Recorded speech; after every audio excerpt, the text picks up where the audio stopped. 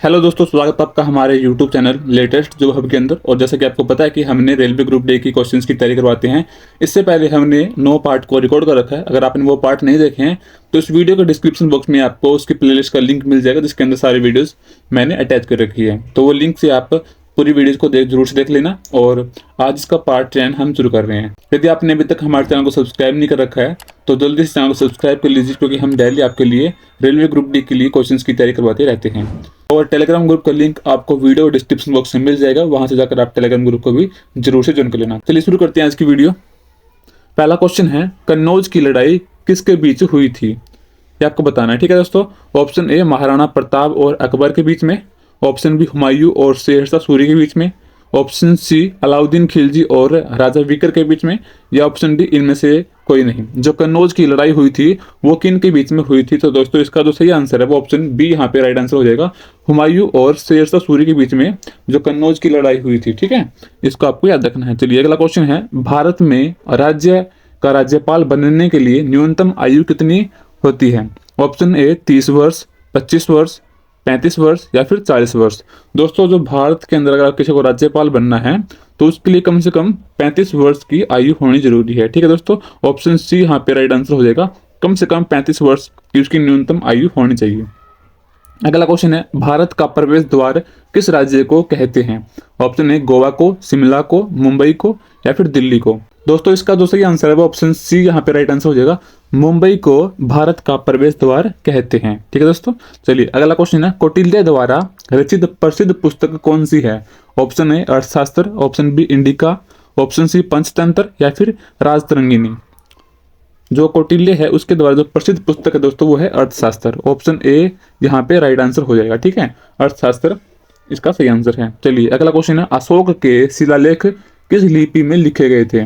Option A Sanskrit में, गुरमुखी में, देवनागरी में या फिर ब्राह्मी में। तो दोस्तों इसका जो सही आंसर है वो ऑप्शन डी यहाँ पे राइट आंसर हो जाएगा। ब्राह्मी के अंदर जो अशोक के शिलालेख है वो लिखे गए थे। चलिए अगला क्वेश्चन है, भारत की सबसे ऊंची पर्वत चोटी कौन सी है? Option A Godwin Austen, option B Kamet, option C Nanda Kota या फिर नंदा देवी। दोस्तों इसका जो सही आंसर है वो ऑप्शन ए यहाँ पे राइट आंसर हो जाएगा, गोडविन ऑस्टिन। ठीक है, ऑप्शन ए इसका सही आंसर है। चलिए अगला क्वेश्चन है, इतिहास का पिता या जनक किसे कहते हैं? Option A Herodotus, option B Euripides, option C Thucydides या ऑप्शन डी सुकरात। तो दोस्तों इसका जो सही आंसर है वो ऑप्शन ए यहाँ पे राइट आंसर हो जाएगा। हेरोडोट्स को इतिहास का पिता या जनक कहा जाता है। चलिए अगला क्वेश्चन है दोस्तों, यहाँ पे भारत में सबसे बड़ा पशुओं का मेला है वो कहाँ पर लगता है? ऑप्शन ए ग्वालियर में, ऑप्शन बी मध्य प्रदेश में, ऑप्शन सी सोनपुर में या फिर दादरी में। दोस्तों इसका जो सही आंसर है वो ऑप्शन सी यहाँ पे राइट आंसर हो जाएगा। सोनपुर के अंदर जो पशुओं का सबसे बड़ा मेला लगता है। ठीक है दोस्तों, सोनपुर के अंदर।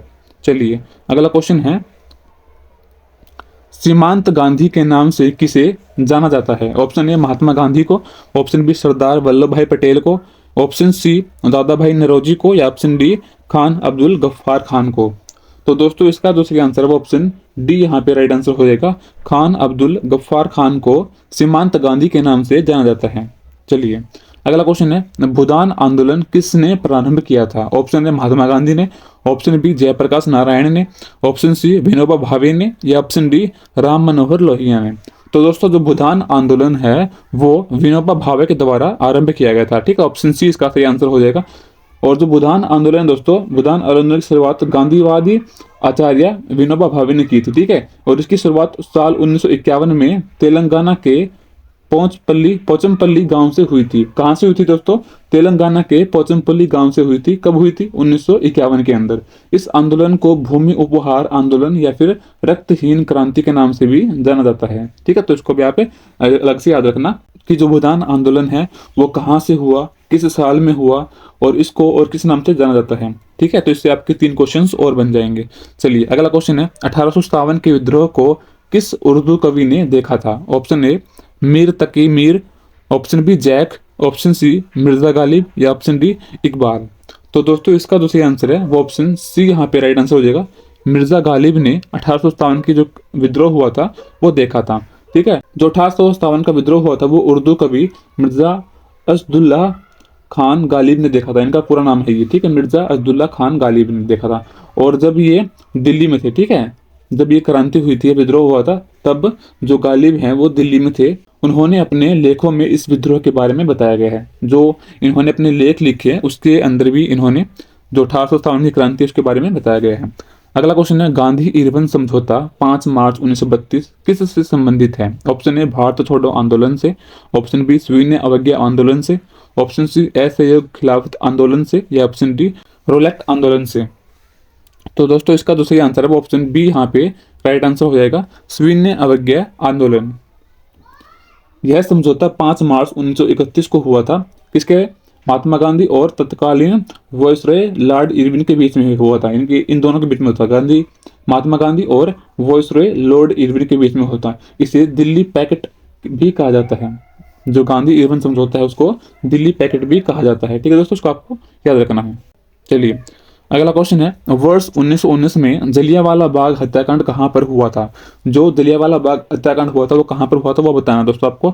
ऑप्शन ए अमृतसर के अंदर, ऑप्शन बी नागपुर के अंदर, ऑप्शन सी चंडीगढ़ के अंदर, या ऑप्शन डी कलकत्ता के अंदर। तो दोस्तों जो जलियांवाला बाग हत्याकांड है वो अमृतसर के अंदर हुआ था। ऑप्शन ए यहाँ पे राइट आंसर हो जाएगा। ठीक है, जलियांवाला बाग हत्याकांड भारत के पंजाब प्रांत में अमृतसर में स्वर्ण मंदिर के निकट जलियांवाला बाग में 13 अप्रैल 1919 को बैसाखी के दिन हुआ था। ठीक है, इससे आपके कई क्वेश्चंस बन जाएंगे। ठीक है दोस्तों, इसको आपको याद रखना है। जो जलियांवाला बाग हुआ था वो किस राज्य में हुआ था? तो यहाँ पे पंजाब राज्य में हो जाएगा।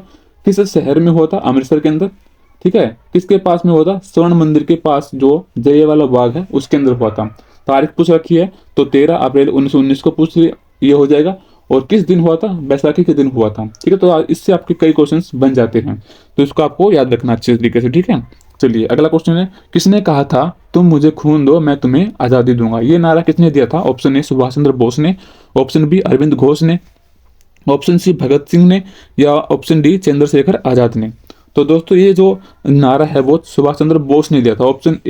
ऑप्शन ए यहाँ पे राइट आंसर हो जाएगा। सुभाष चंद्र बोस ने कहा था कि तुम मुझे खून दो मैं तुम्हें आजादी दूंगा। ये उन्होंने जो अंग्रेज थे उनके सामने कहा था। ठीक है, चलिए अगला क्वेश्चन है, संयुक्त राष्ट्र महासभा में हिंदी में भाषण देने वाले प्रथम भारतीय कौन थे? Option A Manmohan Singh, option B Narendra Modi, option C Atal Bihari Vajpayee, या option D APJ Abdul Kalam. तो इसका जो सही आंसर है वो ऑप्शन सी यहाँ पे राइट आंसर हो जाएगा। जो अटल बिहारी वाजपेयी है उन्होंने संयुक्त राष्ट्र महासभा में हिंदी में भाषण दिया था। चलिए अगला क्वेश्चन है, वर्तमान समय में संयुक्त राष्ट्र संघ के कितने देश सदस्य हैं? ऑप्शन ए 192, 193, 194 या 195। तो दोस्तों इसका जो सही आंसर है वो ऑप्शन बी यहाँ पे राइट आंसर हो जाएगा। 193 देश जो संयुक्त राष्ट्र संघ है उसके सदस्य हैं। ठीक है दोस्तों, चलिए अगला क्वेश्चन है, वास्को डी गामा कहाँ कहाँ रहने वाला था? जो वास्को डी गामा है भारत आया था वो कहाँ का रहने वाला है? ऑप्शन है यूरोप का, ऑप्शन बी पुर्तगाल का, एशिया का, या उपरोक्त सभी का। तो दोस्तों इसका जो सही आंसर है वो ऑप्शन बी यहाँ पे हो जाएगा। जो वास्को डी गामा है वो पुर्तगाल का रहने वाला था। ठीक है दोस्तों, इसको आपको याद रखना है। चलिए अगला क्वेश्चन है, विश्व में सर्वाधिक जनसंख्या वाला देश कौन सा है? सबसे अधिक जनसंख्या किस देश की है आपको बताना है। ऑप्शन है चीन, रूस, अमेरिका, या फिर भारत। तो दोस्तों इसका जो सही आंसर है वो ऑप्शन डी यहाँ पे राइट आंसर हो जाएगा। भारत की जो जनसंख्या है वो विश्व में सबसे अधिक है। ऑप्शन डी इसका सही आंसर हो जाएगा। चलिए अगला क्वेश्चन है, भारत में पंचवर्षीय योजना की शुरुआत कब हुई थी? ऑप्शन है 1956, 1951, 1950 या 1955। जो पंचवर्षीय योजना है दोस्तों उसकी शुरुआत 1951 के अंदर हुई थी। ठीक है, ऑप्शन बी यहाँ पे राइट आंसर हो जाएगा। भारत में पहली पंचवर्षीय योजना साल 1951 के अंदर हुई थी। ठीक है, यह योजना भारत के पहले प्रधानमंत्री जवाहरलाल नेहरू के समाजवादी प्रभाव में लागू की गई थी। चलिए अगला क्वेश्चन है, श्वेत क्रांति का संबंध निम्नलिखित में से किस से है? ऑप्शन ए फूलों के उत्पादन से, ऑप्शन बी दूध के उत्पादन से, ऑप्शन सी शहद के उत्पादन से, या ऑप्शन डी तिलहन के उत्पादन से। तो दोस्तों इसका जो सही आंसर है वो ऑप्शन बी यहाँ पे राइट आंसर हो जाएगा। दूध के उत्पादन से श्वेत क्रांति संबंधित है। श्वेत क्रांति का संबंध दूध उत्पादन से है। इसे ऑपरेशन फ्लड के नाम से भी जाना जाता है। ठीक है दोस्तों, इसको आपको याद रखना है। जो ये श्वेत क्रांति है इसको ऑपरेशन फ्लड के नाम से भी जाना जाता है। इसकी शुरुआत साल 1970 के अंदर हुई थी। इस क्रांति का मकसद था कि दूध की कमी को दूर करना और भारत को दुनिया का सबसे बड़ा दूध उत्पादक देश बनाना। ठीक है, जो ये श्वेत क्रांति हुई थी उसका मुख्य उद्देश्य क्या था? दूध की कमी को दूर करना और भारत को दुनिया में सबसे अधिक दूध उत्पादक देश बनाना था। ठीक है, और इस जो क्रांति हुई थी इसका दूसरा नाम किस नाम से जाना जाता है? ऑपरेशन फ्लड के नाम से। इसको आपको याद रखना है। चलिए अगला क्वेश्चन है, राष्ट्रीय विकास परिषद का अध्यक्ष कौन है? ऑप्शन ए उपराष्ट्रपति, ऑप्शन बी राष्ट्रपति, प्रधानमंत्री या फिर मुख्य न्यायाधीश। तो दोस्तों इसका जो सही आंसर है वो ऑप्शन सी यहाँ पे राइट आंसर हो जाएगा, प्रधानमंत्री। ठीक है, चलिए अगला क्वेश्चन है, योजना आयोग के अध्यक्ष कौन होते थे? ऑप्शन ए वित्त मंत्री, ऑप्शन बी प्रधानमंत्री, राष्ट्रपति या फिर वाणिज्य मंत्री। तो दोस्तों इसका जो सही आंसर है वो ऑप्शन बी यहाँ पे राइट आंसर हो जाएगा, प्रधानमंत्री। दोस्तों अगर आपको वीडियो अच्छी लग रही हो तो वीडियो को लाइक कर देना, और अभी तक आपने हमारे चैनल को सब्सक्राइब नहीं कर रखा है तो चैनल को जल्दी से जल्दी सब्सक्राइब कर लीजिए। और क्योंकि हम ऐसी वीडियो आपके लिए डेली लेकर आते रहते हैं ताकि आप कोई भी वीडियो मिस ना कर पाओ, इसलिए चैनल को सब्सक्राइब जरूर कर लेना और टेलीग्राम ग्रुप को जरूर से ज्वाइन कर लेना, जिसका लिंक आपको वीडियो के डिस्क्रिप्शन बॉक्स में मिल जाएगा। वहां से जाकर आप टेलीग्राम ग्रुप को भी जरूर से ज्वाइन कर लेना, उसके अंदर भी हम वीडियोज़ की लिंक और क्विज डालते रहते हैं। ठीक है दोस्तों, चलिए अगला क्वेश्चन है, भारत में सबसे अधिक ऊंचाई पर स्थित युद्ध स्थल कौन सा है? Option A Kargil, option B Doklam, option C Siachen glacier या ऑप्शन डी इनमें से कोई नहीं। तो दोस्तों इसका जो सही आंसर है वो ऑप्शन सी यहाँ पे राइट आंसर हो जाएगा। सियाचिन ग्लेशियर जो है वो भारत में सबसे अधिक ऊंचाई पर स्थित युद्ध स्थल है।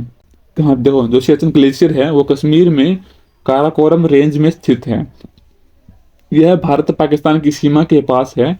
सियाचिन ग्लेशियर पर भारत और पाकिस्तान के बीच 13 अप्रैल 1984 में लड़ाई हो रही है। ठीक है, 13 अप्रैल 1984 से लड़ाई हो रही है।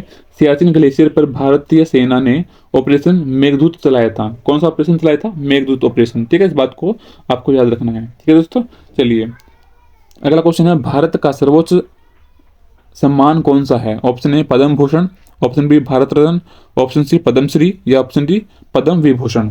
तो दोस्तों इसका जो सही आंसर वो ऑप्शन बी से आंसर हो जाएगा, भारत रत्न है वो भारत का सर्वोच्च सम्मान है। यह पुरस्कार मानव प्रयास के किसी भी क्षेत्र में असाधारण सेवा के लिए दिया जाता है। भारत रत्न पुरस्कार राष्ट्रपति द्वारा दिया जाता है। किसके द्वारा दिया जाता है दोस्तों? राष्ट्रपति के द्वारा। राष्ट्रपति ये जो भारत रत्न है वो देता है। ठीक है, और यह पुरस्कार साल 1954 में शुरू किया गया था। 1954 से ये पुरस्कार देना शुरू किया था और हर साल ये भारत रत्न जो पुरस्कार है वो दिया जाता है। ठीक है, जो मानव का प्रयास जो ये इसके लिए एलिजिबल होता है उनको ये पुरस्कार दिया जाता है। चलिए अगला क्वेश्चन है, बिजली के बल्ब का आविष्कार 1879 में किसने किया था? ऑप्शन ए माइकल फेरेड ने, ऑप्शन बी लुई पाश्चर ने, ऑप्शन सी एजी बेल ने या option D Thomas Alva Edison ने। तो दोस्तों इसका जो सही आंसर है वो ऑप्शन डी सही आंसर हो जाएगा, option D Thomas Alva Edison ने। बिजली के बल्ब का आविष्कार थॉमस अल्वा एडिसन ने साल 1879 में किया। एडिसन ने अपने इस आविष्कार के लिए 1879 में पेटेंट दायर किया था। कब दायर किया था? 1879 के अंदर दायर किया था, जो कि जनवरी 1880 के अंदर इसे मंजूरी मिली थी। ठीक है दोस्तों, चलिए अगला क्वेश्चन है, पौधों को नाम देने वाला विज्ञान कहलाता है? ऑप्शन ए वर्गीकरण, ऑप्शन बी पहचान, ऑप्शन सी नामकरण या ऑप्शन डी वर्गीकी। जो पौधों को नाम दिया जाता है उस विज्ञान को क्या कहते हैं दोस्तों? ऑप्शन डी वर्गीकी कहते हैं। ठीक है, ऑप्शन डी इसका सही आंसर हो जाएगा, वर्गीकी कहते हैं। चलिए अगला क्वेश्चन है, हमारा राष्ट्रीय गीत वंदे मातरम कहाँ से संकलित है? Option A Chitra, option B Godan, Dakghar या आनंद मठ। जो हमारा वंदे मातरम जो राष्ट्रीय गीत है दोस्तों वो आनंद मठ से संकलित किया गया है। ठीक है, ऑप्शन डी इसका सही आंसर हो जाएगा। भारत का राष्ट्रीय गीत वंदे मातरम बंकिम चंद्र चटर्जी के उपन्यास आनंद मठ से लिया गया है। यह उपन्यास साल 1882 में प्रकाशित हुआ था।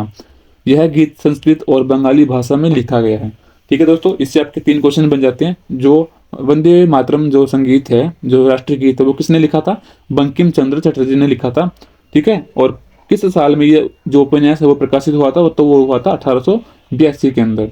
ठीक है, और जो ये गीत है वो किस भाषा में लिखा गया है? संस्कृत और बंगाली भाषा में लिखा गया है। ठीक है, इससे आपके 3 क्वेश्चन बन जाते हैं। इसको आपको अच्छे तरीके से याद कर लेना है। चलिए अगला क्वेश्चन है, ज्ञानपीठ पुरस्कार किस क्षेत्र वालों को दिया जाता है? ऑप्शन ए साहित्य, ऑप्शन बी इतिहास, ऑप्शन सी नाटक या नृत्य। किस क्षेत्र वालों को ज्ञानपीठ पुरस्कार दिया जाता है? तो ऑप्शन ए यहाँ पे राइट आंसर हो जाएगा, साहित्य जो क्षेत्र है उसमें ज्ञानपीठ पुरस्कार दिया जाता है।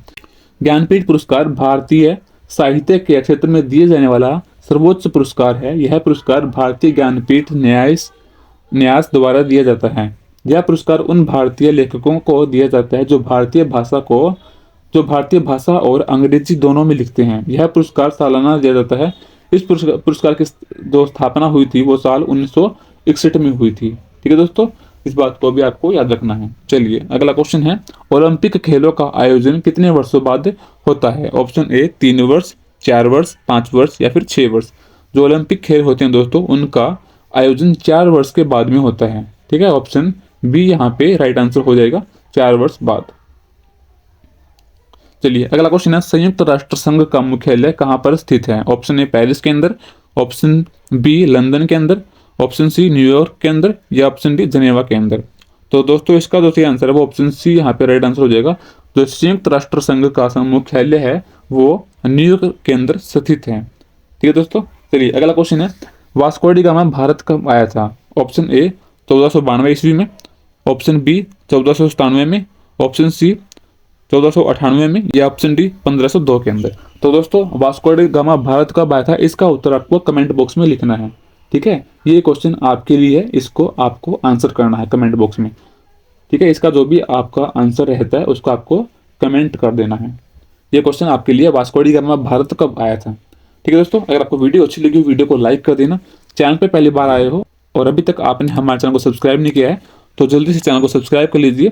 डेली हम आपके लिए रेलवे ग्रुप डी के क्वेश्चंस की वीडियोस लेकर आते रहते हैं। टेलीग्राम ग्रुप का लिंक आपको वीडियो के डिस्क्रिप्शन बॉक्स में मिल जाएगा, वहां से जाकर आप जरूर से ग्रुप को ज्वाइन कर लेना, क्योंकि उसके अंदर हम वीडियोस के लिंक डाल देते हैं और जो क्विज के क्वेश्चन होते हैं, एक दो क्वेश्चन उसके भी हम डाल देते हैं। ठीक है, जो कि आपके लिए यूजफुल है, तो आप टेलीग्राम ग्रुप को जरूर से ज्वाइन कर लेना। ठीक है, मिलते हैं आपसे अगली वीडियो में, तब तक के लिए बने रहे। जय हिंद, जय भारत। Thanks for watching.